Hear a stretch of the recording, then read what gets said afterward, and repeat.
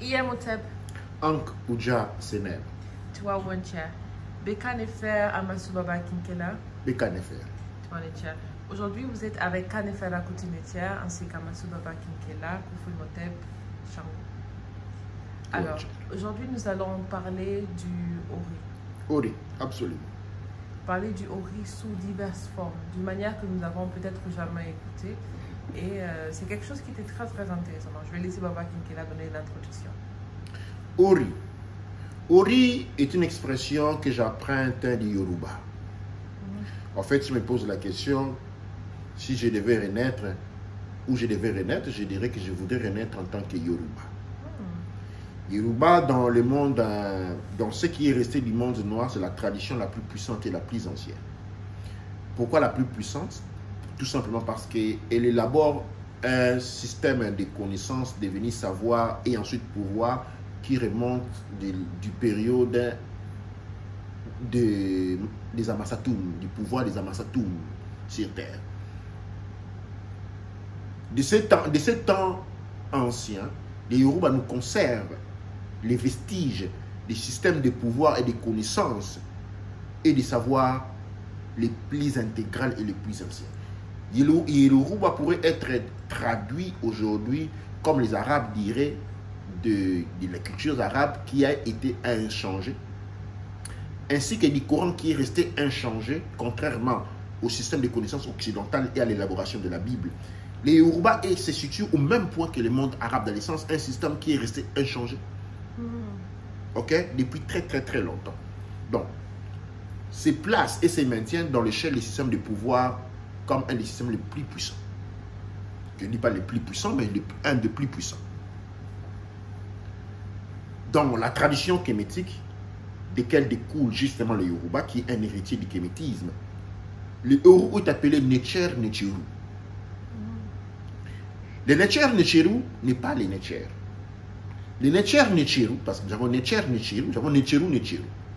Le Necher Necheru, le Necheru Necheru est l'âme et ce que nous appelons un peu les saints. La personne qui s'élève au rang de divinité devient un Necheru Necheru. Le Necher Necheru est une qualité de l'être. La divinité qu'on appelle Ori. Le Necher Necheru ne se trouve pas en tout homme. Elle se présente sous forme d'étoile, du pentagramme, que nous appelons l'étoile de David. Appelée l'étoile de David. Pourquoi Israël utilise l'étoile de David? Ce qu'ils appellent l'étoile de David.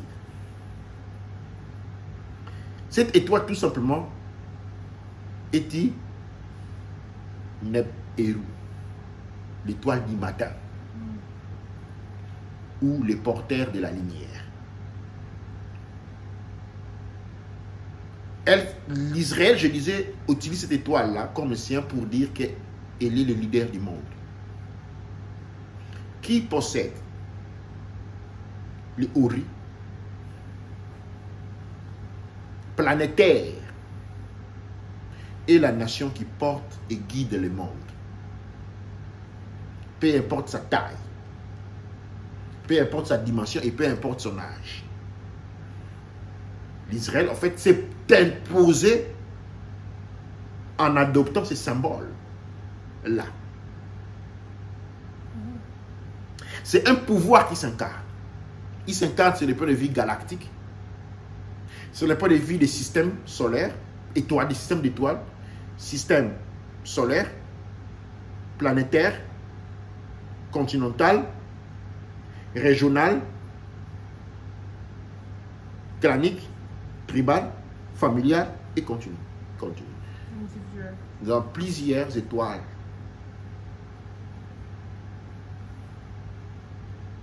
C'est l'étoile de Sirius. Sirius, c'est le monde des Abgals, les sages.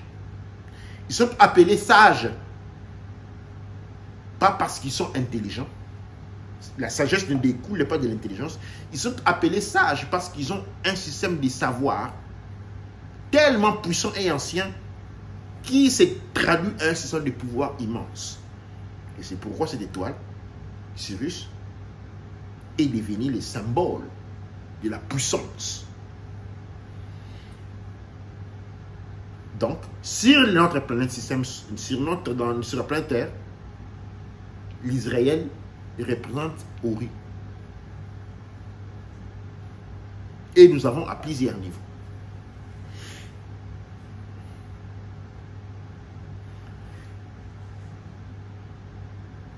Les systèmes religieux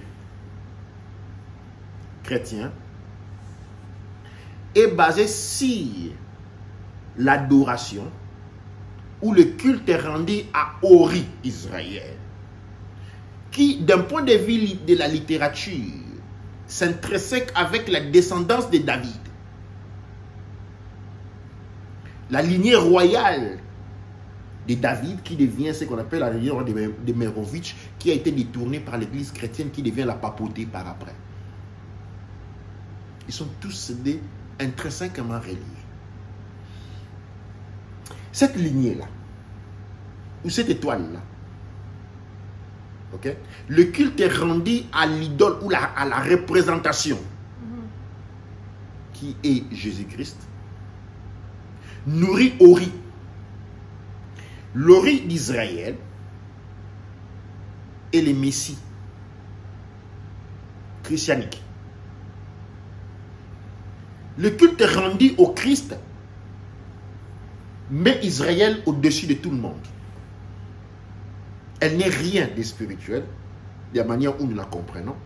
C'est une science de l'énergie et de la manipulation du système des savoirs.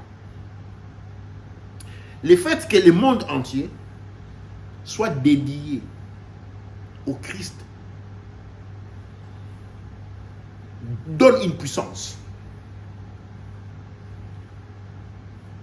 Tout comme dans le monde arabe. Les Ori du monde arabe est Mahomet. Okay? Il est identifié à Mahomet. Et le culte rendu dans l'islam renforce l'Ori. En fait, l'Ori dans l'islam est ce qu'on appelle imam. Et tous les imams sont les différents corps comprenant un seul Ori. Les grands imams. Qui est le grand imam? Paix à son âme. Respect. Nous pouvons aller cela dans le bouddhisme, ainsi de suite. Je voulais introduire ça comme ça de manière qu'il soit compris. Tout leader, un leader est leader de par son Ori. C'est-à-dire le pentagramme qui est sur lui. Le leader n'est pas choisi de par les études faites. Le leader n'est pas choisi par rapport à... Non. Le leader est choisi de par sa force spirituelle qui est déterminée par le pentagramme sur sa tête. Son Ori. Ce pentagramme est une force vivante qui lui ressemble. Et ce pentagramme-là, cette image-là, le Ori doit être loué pour être puissant et protéger son peuple. Les liens entre l'Ori et le peuple doivent être intrinsèquement définis et renforcés par le culte à Ori. Le culte à Ori a été erronément défini par le culte de la personnalité. Je prends l'exemple de plusieurs leaders africains, par exemple Mobutu. Quand on chantait pour Mobutu, ce n'est pas Mobutu en tant que personne à qui l'on adressait ses louanges et ses hommages. C'était à la divinité en lui, c'est-à-dire son Ori. Pourquoi? Parce qu'il possédait le pentagramme. Il possédait l'étoile de Sirius. Qui est né sous l'étoile de David? Le mâle né sous l'étoile de David est appelé Christus, le Christ. Qui possède l'étoile de Sirius est un Christus.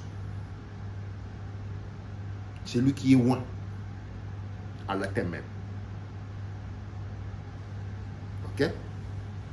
C'est pourquoi le nom Jésus-Christ n'est pas un nom latin, mais une transformation d'un nom kémétique qui justement indique celui qui naît de la maison de l'eau. C'est ainsi que dans la représentation graphique, Jésus devient le Christ parce qu'il a été baptisé, reconnu par le monde des eaux. Et on devient l'enfant de Christ quand on est baptisé toujours par l'eau. D'où la nature de ce que nous appelons les ablutions. Ou encore ce que nous appelons la libation, ont la même nature. Ablution, libation, même nature. On est toujours en train de parler de l'eau, la connexion avec le monde des puissants. C'est aussi le rituel de débaptisation se fait avec de l'eau. Exactement. Pourquoi l'eau est aussi importante? Parce qu'elle représente le monde du pouvoir. On accède au pouvoir par le monde de l'eau, le monde des Abgal, qui est Sirius, qui devient la table de l'étoile de David par association. On a voulu associer, on a associé le monde d'Abgal à la lignée royale de la descendance de David qui vient d'Abraham, ainsi de suite. Pour dire que cette famille-là, la royauté-là, a le sang Abgal. Et c'est le sang Abgal qui fait de Marie la porteur du Christ. Selon cette conception-là. Je ne parle pas de la conception. Et qui fait du Christ qui naît en fait de la famille de David, un Christus. Ce concept-là est présent partout et se répète dans le temps. C'est-à-dire, Jésus a été un Christus à son temps, il y a eu d'autres Christus qui sont venus après lui. C'est-à-dire les héritiers de ces pouvoirs-là, des Houris. Tout comme dans toute autre culture royale, il y a toujours un Houri. Au moment où il a existé les Christ comme Houri du peuple hébreu, il y avait d'autres Houris aussi. Sur plusieurs niveaux. Les différents chefs sont choisis sur base de leur Houri. Et je pense que ce concept-là est bien compris. Et les Houris doivent être nourris. Le culte chrétien au Christ est un culte qui alimente les Houris chrétiens, qui est la famille, la descendance du Christ, de Jésus. Le culte aujourd'hui n'alimente plus Jésus l'ancien. Il manque celui qui est au pouvoir aujourd'hui. Et ce pouvoir est détourné par l'Église chrétienne en la personne du pape. Le culte alimente le pouvoir du pape, alimente les Houris du pape. Il y a une bifurcation. Tout chef doit être loué de par son Houri. Si le Houri des chefs n'est pas loué, il se crée une déconnexion. Les louanges ou l'alimentation des héros est faite par le respect accordé au chef, au leader. Le leader est leader pas parce qu'il a été élu, parce qu'il a été choisi de par sa naissance. Il naît avec l'étoile, le pentagramme, avec l'altar de Sirius. Il est votre Christ. Il vient du monde des eaux. Il représente la sagesse et le pouvoir abgal. Et il doit être reconnu par les eaux. Il est représenté par la scène biblique où quand on met Jésus dans les eaux, il y a une colombe qui descend. Et parce qu'il a été accepté par le monde de l'eau qui dit, et voilà mon fils. C'est une représentation d'un système de pouvoir que nous n'allons pas rentrer dedans.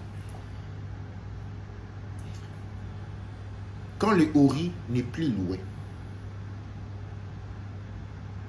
il y a séparation. Et la capacité du leader porteur du pentagramme, de l'étoile, de Sirius, à guider les peuples, c'est des amorces.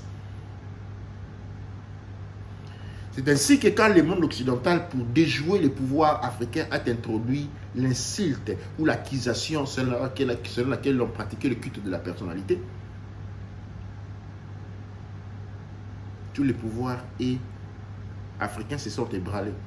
Cependant, la reine d'Angleterre a bénéficié du même discours. Il y a dans l'hymne national anglais, on dit God save the Queen. Le culte des héros est présent dans toutes les cultures du monde. Les monnaies de l'Angleterre ont porté l'image de la reine, comme ils vont voir celui de Charles III. Bien sûr. Tout ce que l'on fait passe à travers eux. C'est le même discours. Si aujourd'hui on désactivait ces mécanismes-là, le système occidental, du pouvoir occidental s'ébranlerait, comme le pouvoir post-égyptien africain s'est ébranlé quand ces leaders ont perdu la reconnaissance de leurs héros.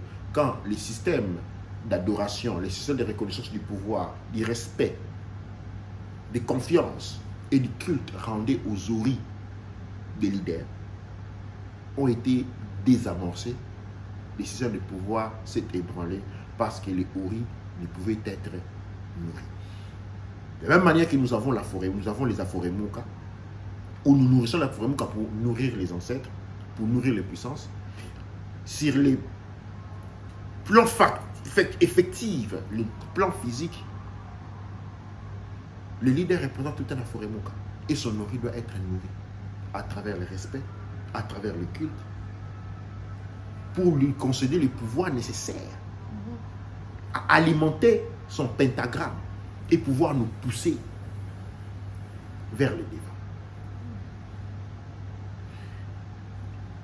Aujourd'hui où nous sommes incapables de reconnaître l'autorité d'un leader et que le leader pour nous doit être choisi par les autres, le monde occidental ne pourra jamais choisir pour vous un leader porteur d'un pentagramme. Absolument pas. Il vous choisira un leader partant d'une classe sociale énergétique la plus basse possible, c'est-à-dire c'est ouvert aux manipulations. Ceux qui sont vides. Ceux qui sont vides, ça sera que ces derniers n'aient aucune capacité, n'aient hérédité aucun système de pouvoir ou de connaissance de son monde, de manière à être manipulé pour tous. Cette notion de riz est fondamentale à tout peuple, à chaque peuple. Et il est grand temps que nous comprenions cela. Et réévaluons nos actions par rapport au futur. Et sachant que le développement, les progrès, le bien-être, la bonne santé sont des conséquences des actes commis dans le passé et des actes que nous posons aujourd'hui. Dans la forêt, tous les animaux ne pensent qu'à manger. Les singes, les chimpanzés, les gorilles, chaque fois qu'il plaît, arrachent une feuille de banane et se couvrent sa tête pour se réparer de la pluie en jurant que quand la pluie sera finie, il se construira une cabane. Dès que la pluie finit, il oublie qu'il s'était trempé et recommence à sauter d'un arbre à un autre pendant toute la journée. Tout ce qu'il veut, c'est remplir son ventre et dormir et s'amuser. Jusqu'à ce que jusqu'à la pluie prochaine, il se souviendra qu'il doit se construire une maison sous une feuille de banane, à se couvrir ou à se protéger de la pluie. La différence entre un animal et un homme ne se trouve pas dans la capacité d'articuler ou à répéter les pensées des autres ou à manger ou à parler quoi que ce soit, mais plutôt de la capacité à pouvoir modifier de manière effective son environnement. L'animal ne sait pas transformer son environnement. Il ne peut pas le faire. L'homme, si. Donc, nous avons dans la catégorie des animaux qui, globalement, c'est à 4 pattes ou à 2 pattes, ceux qui vivent dans la forêt, qui ne peuvent pas modifier leur environnement. Il existe une autre catégorie des animaux, ce qu'on appelle des animaux humains, qui est une catégorie entre les animaux et les humains. Les animaux humains aussi dans cette catégorie n'ont aucune capacité de transformer leur environnement. Et puis il y a des humains qui se démarquent de leur capacité à transformer leur environnement. Cette capacité découle des formes d'intelligence. Cette intelligence découle de ces mécanismes que j'ai déjà énoncés. La réception d'une force traditionnelle et la capacité d'élaboration des données, transformation des données par objectivation en connaissance, et les connaissances par expérimentation à savoir, et du savoir expérimenté qui devient un pouvoir de connaître, de voir, de détruire et construire.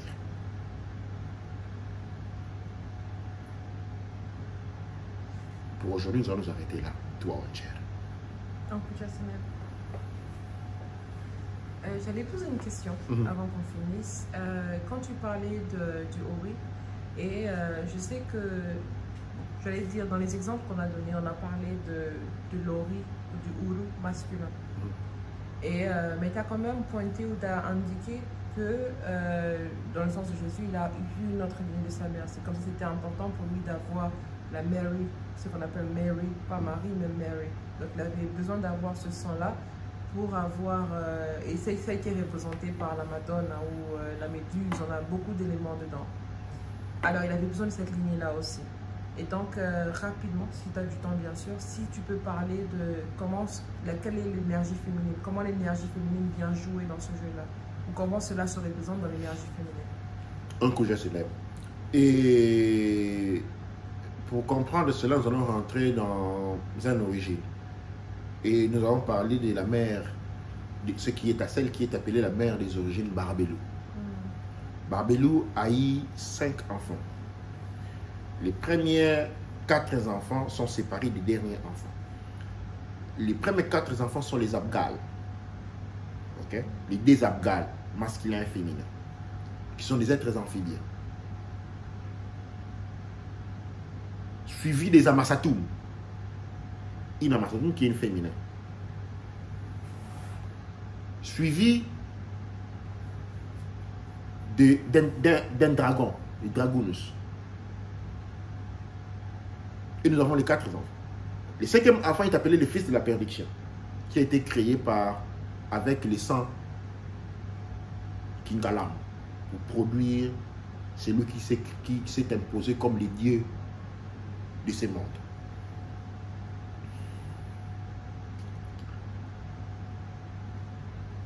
Les Abgal tirent leur savoir et leur connaissance de la mère des origines. C'est pourquoi l'on dit que le Christ est celui qui donne naissance. En donnant naissance, il donne au Fils qu'il donne l'esprit de Christ. Ou l'esprit du Pentagramme. Ou l'esprit de Sirius. Ou encore appelé l'esprit de Kakon. Cet esprit-là, les Uru, est féminin de partance parce que les Uru est l'esprit de la mère divine, Barbelou. C'est pourquoi un leader on dit d'un leader qui doit équilibrer les 2 forces. La force masculine qu'il a héréditée de sa mère et les Uru qui vient des origines.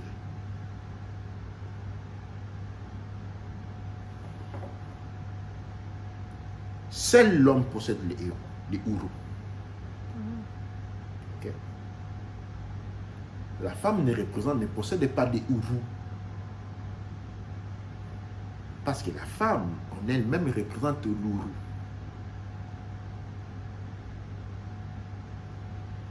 Une femme initiée aux sciences devient un Uru. Ou les liens de transmission des Uru. C'est pourquoi dans beaucoup de cultures, on couvre la femme. Parce que l'on dit la divinité est invisible.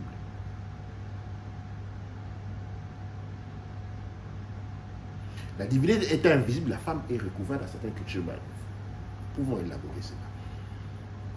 Mais aux origines des temps, la femme était couverte parce qu'elle représentait l'origine. Que pas tout le monde était autorisé à voir.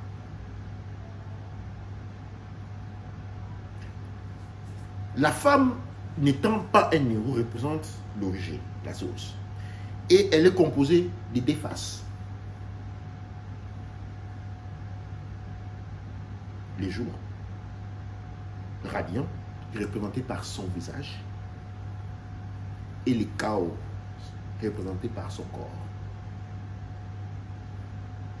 Le corps de la femme apporte, le visage de la femme apporte la paix. Imaginez un homme soucieux de ses problèmes, il suffit qu'une belle femme la sourie pour que pendant une fraction de seconde qui peut représenter une infinité, tous ces problèmes sont oubliés. C'est pourquoi dans certaines cultures, on a couvert les corps de la femme et laissé les visages. L'intention de la femme est concentrée sur son visage et sa force devient immense. Et cette force est représentée par la beauté, acquise par l'effet de couvert les corps. La seule capacité de réception de la lumière devient le visage. Et cette image se couvre d'une beauté qui est à l'image des barbelés. Par contre, dans les cultures où la femme est forcée à l'esclavage, parce que la notion de prostitution est une mauvaise interprétation de ce qu'on appelle prêtre. La prêtresse est une prostituée. La prostitution n'est pas la vente de son corps. La vente de son corps est un abrutissement, c'est de l'esclavage.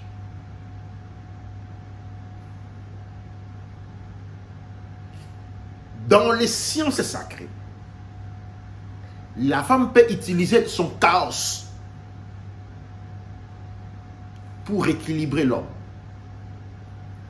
C'est-à-dire la femme est en mesure d'utiliser l'énergie de son corps, ce qui est appelé son chaos, pour rééquilibrer l'homme. C'est de cette notion antique qu'est née la prostitution, où les hommes malades allaient chez les femmes, les prêtresses, qui maîtrisaient leur chaos, pour s'accoupler avec ces femmes. C'était une opération thérapeutique à travers laquelle la femme émettait des énergies qui allaient fixer les chakras de l'homme pour les rééquilibrer. Et il utilisait son chaos pour rééquilibrer. Vu que le rôle de la femme devait être adombré, démonisé, eh bien cette pratique est devenue une pratique esclavagiste. Et elle a perdu toute son essence. Vous allez remarquer, dans les cultures où la femme couvre son corps, maintient, parce que couvrir son corps signifie maîtriser son chaos. Vous allez voir que les femmes sont très belles des visages. Okay. C'est l'orientation énergétique. La femme, elle est calme parce qu'elle a maîtrisé son chaos. Elle maîtrise son chaos. Dans les cultures où la femme ne se couvre pas son corps, dans les cultures où les corps des femmes sont exposés, où leur chaos est exposé, le chaos n'est pas maîtrisé. Et la beauté ne se trouve pas sur les visages. Non, pas des visages jolis. La lumière ne sort pas de leur visage. Ce qui sort de leur corps, ce n'est pas de la beauté, c'est du chaos. Parce que la femme qui expose son corps crée des désordres.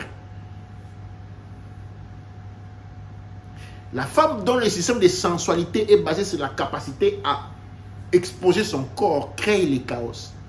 Mais la femme dont la sensualité s'exprime par le visage guérit, maîtrise.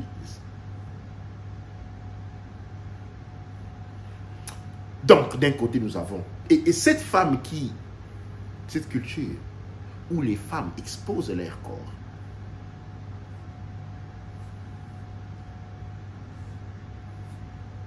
donc, n'ont pas de contrôle sur leur chaos, ne peuvent pas produire des Christus, ne peuvent pas produire des enfants porteurs du pentagramme, ne peuvent pas produire des enfants venant du monde des Abgal. Le pouvoir en vient à moi parce que la connaissance est venue en moi.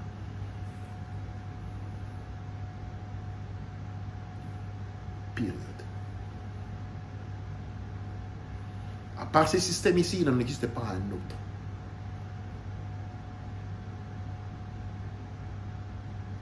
Le corps de la femme est couvert pour maîtriser le chaos.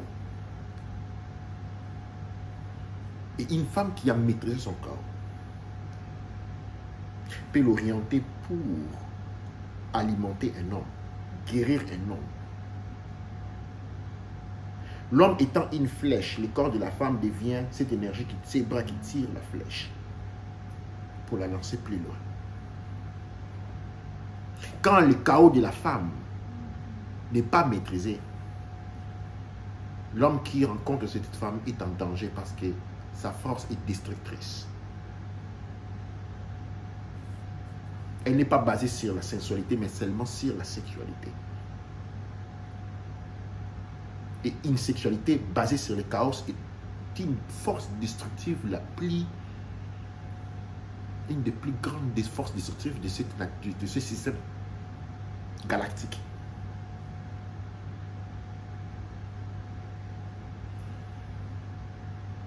La source représentée dans la femme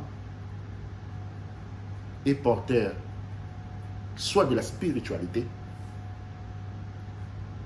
ou du chaos. Je vais revenir rapidement sur cette notion de spiritualité. La spiritualité est une essence dont nous avons besoin pour vivre. Et la mère divine, des mères divines depuis Tiamat, en passant par les matriarches noirs, représentés par Souya, arrivé à Barbelou, la mère des origines, en descendant par Sehet, Seth, Nebet Hout, jusqu'à le monde des imams, ont introduit un mécanisme d'absorption de l'énergie spirituelle dans le monde. La spiritualité, c'est la beauté. Okay? La spiritualité, c'est ce qui élève. Et qu'est-ce qui élève? C'est la beauté. C'est pourquoi la femme est représentée comme une fleur. Où est-ce que vous regardez une fleur? À ses racines ou à la fleur? C'est la fleur. C'est les visages. La rose, vous regardez les visages de la rose. Pas ses racines, pas sa tige. La tige, c'est pour tenir. Les tournesols. Pourquoi elle est appelée tournesol? De par la fleur, c'est par son visage. La rose est appelée rose de par son visage. Le touliban est appelé touliban de par son visage, non par sa tige, ni par ses racines. Donc, la fleur est nommée de par sa beauté. C'est-à-dire la spiritualité. Il existe une fleur plus immense, porteur de plus de spiritualité, c'est la femme. Et la femme doit être regardée par son visage, pas par sa tige. Son visage représente son pouvoir de création. Son corps représente le chaos, la reproduction, tout comme la tige de la fleur représente la capacité de reproductrice. On plante la tige, elle génère des racines, elle va créer une autre fleur. Ok? La femme est porteur de beauté. C'est pourquoi le visage de la femme doit toujours être rayonnante. Mais pour que le visage d'une femme soit rayonnante, la femme doit être dotée d'un grand cœur. Petit cœur. Vous allez trouver cette corrélation ineffable.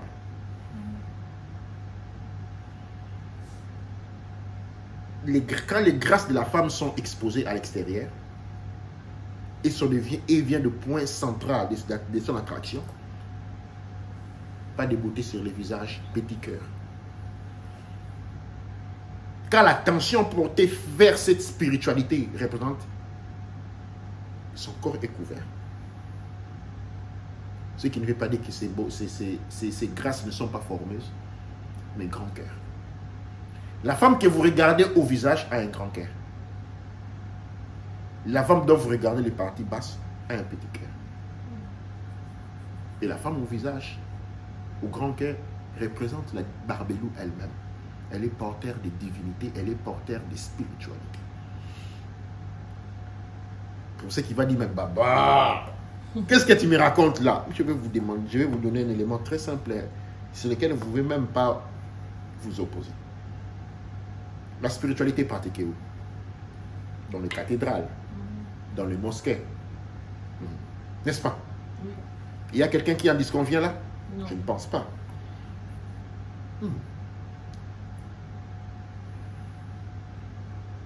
Et la mosquée et les cathédrales, à quoi ressemblent-elles?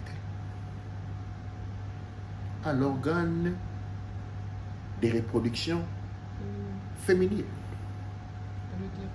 C'est pourquoi l'entrée représente l'organe de reproduction féminine. Et à l'intérieur, où l'on va reprendre les enseignements spirituels, représente tout simplement l'utérus. Chaque temple, chaque mosquée n'est qu'un utérus. C'est pourquoi dans les cultures anciennes, les femmes ne vont pas à l'utérus. Une femme ne va pas en compilation avec une femme. Les femmes n'allaient pas dans les églises. Tu vois, les rituels de femmes étaient en plein air dans... Parce que ça serait de l'homosexualité spirituelle. La femme, et elle est le temple par elle-même. L'homme a besoin de deux temples. Les cathédrales, ou la mosquée, et la femme.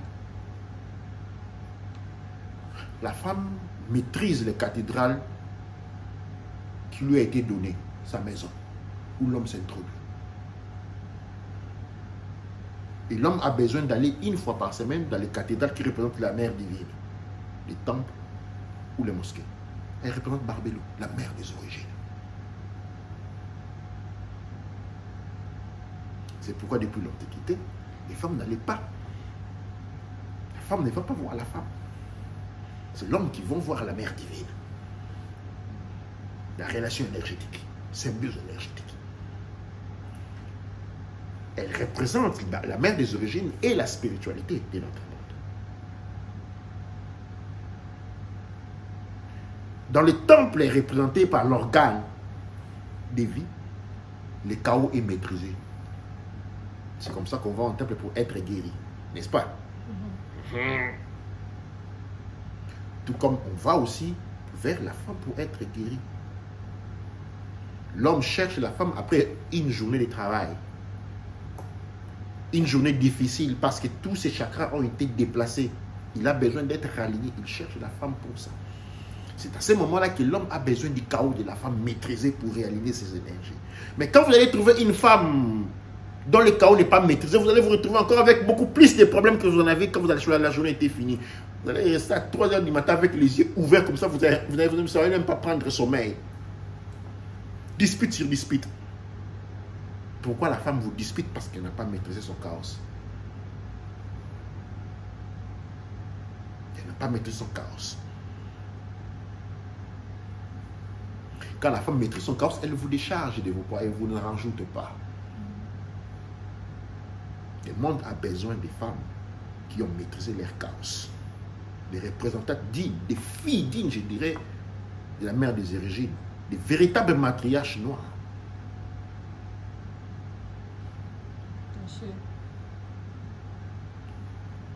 Donc, on a compris la notion des Houris. L'homme monte sur le trône parce que le trône est une bête haute. La moutre représente déjà les trônes. C'est pourquoi la moutre ne monte pas sur le trône parce qu'elle est déjà les trônes. Les trônes ne changent pas. Elle représente Barbelou et ses enfants et ses filles. C'est l'homme qui monte au trône. Pourquoi? Parce que l'homme a la polarité masculine qui lui fait de faire le travail dur. Qui règne réellement?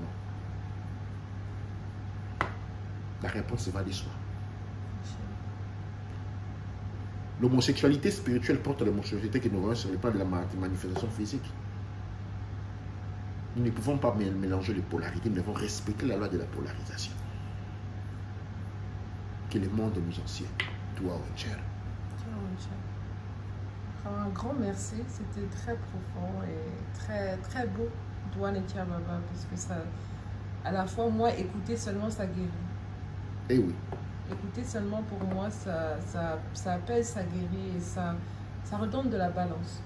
Ça redonne de la balance parce qu'on a ce que les hommes doivent faire, on a ce que les femmes doivent faire, on a ce que les jeunes filles doivent écouter aussi. Absolument. Se préparer aussi, je dirais, parce qu'elles aussi, elles ont Un grand travail à faire. Les jeunes filles doivent être préparées à devenir des matriarches noires. Quand ils sortent de l'état des matriarches noirs, ils deviennent des barbelés. Après être devenu barbelou, après on devient la fille des barbelous. On doit pouvoir passer par ce système de savoir. La femme née du pouvoir, vit des pouvoirs, exerce les pouvoirs, pendant que l'homme est initié au pouvoir. Le pouvoir, c'est le chaos. Et le chaos est le corps de la femme.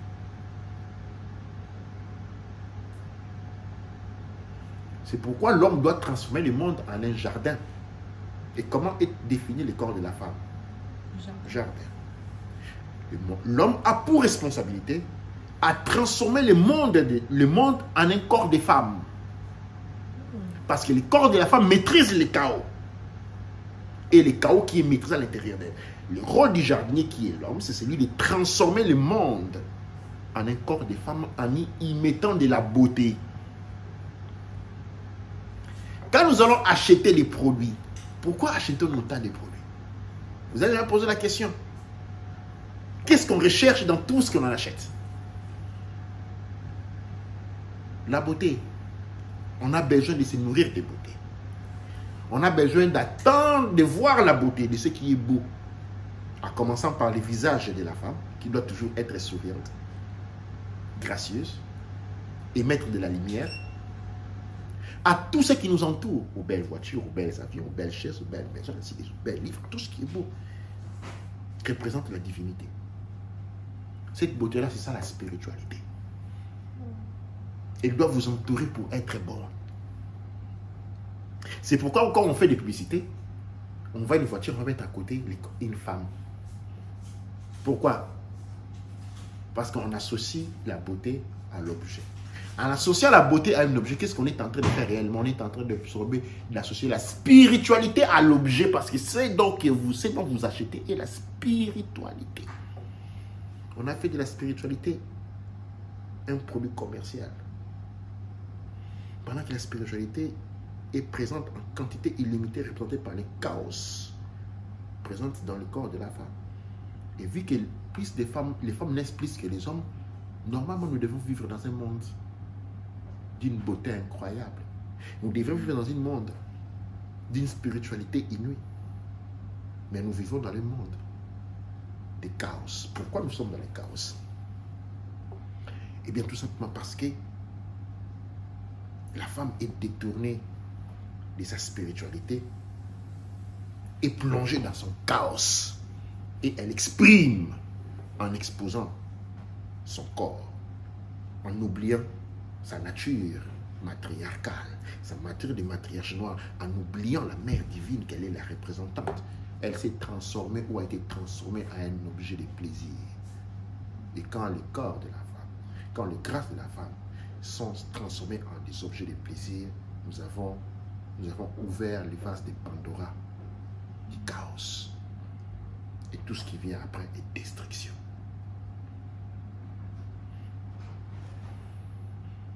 J'ai tout dit, j'espère. Toi, le tien.